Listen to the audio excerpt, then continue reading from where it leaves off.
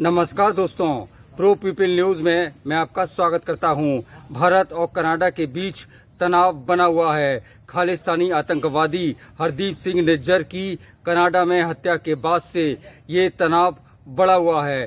Canada ने आरोप लगाया है कि हरदीप सिंह की हत्या भारत ने कराई है। भारतीय खुफिया एजेंसी को इसके लिए जिम्मेदार माना जा रहा है। भारत सरकार के कड़े विरोध के बाद इस पर तनाव बढ़ गया। कनाडा के पीएम जस्टिन ट्रूडो की आलोचना अब उनके देश में ही होने लगी है। इस मामले में कनाडा के प्रमुख सहयोगी देश अमेरिका और यूरोप के देशों ने चुप्पी साध ली है। अगर ये मामला बढ़ गया तो कनाडा और भारत एक दूसरे पर प्रतिबंध लगा सकते हैं।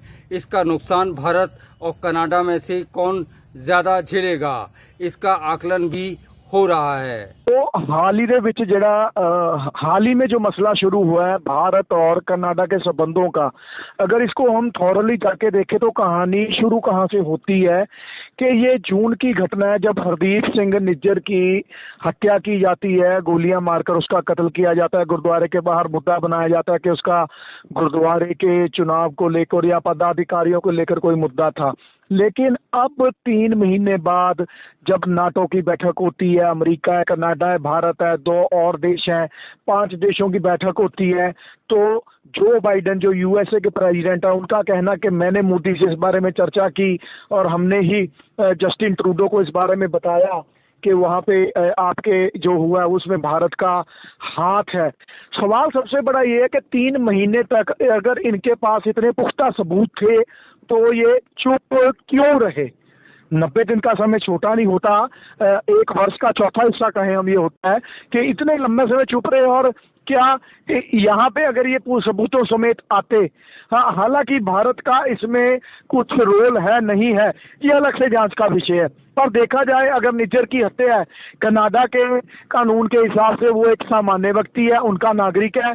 पंजाब के या भारत के दृष्टिकोण से वो जो है संवेदनशील आतंकी गतिविधियों में शामिल रहा है, उस पे यूआपा लगना चाहिए, एनएसए लगना चाहिए, ऐसा यहाँ पर उसकी स्थिति बनी हुई थी। तो अब ये भी कहा जा रहा है कि कनाडा किसी के हाथों में खेल रहा है, या आप कहें अमेरिका के हाथों में खेल रहा है, या कहें कि जस्टिन ट्रूडो की जिनके आधार पर सरकार बनी है उनकी सरकार का आधार है सरदार। तो सरदारों के साथ खड़े होना उनकी यहाँ पे एक राजनीतिक मजबूरी भी कह सकते हो। भारत पर अगर उन्होंने ये कुछ नहीं करवाया, चुप रहना, ये भी सवाल खड़े करता है। मतलब कहावत वो याद आ रही है, हमाम में सब नंगे हैं। अब जो नाटो की बैठक हुई, जो 5 कंट्रीज की हुई, देशों की बैठक हुई, आगे इसका क्या निष्कर्ष निकलता है ये देखना बाकी रहेगा।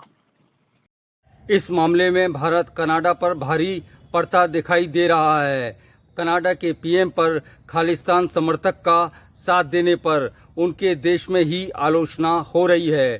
पूरी दुनिया में उन्हें अभी तक कोई देश समर्थन देता नहीं दिखाई दे रहा है।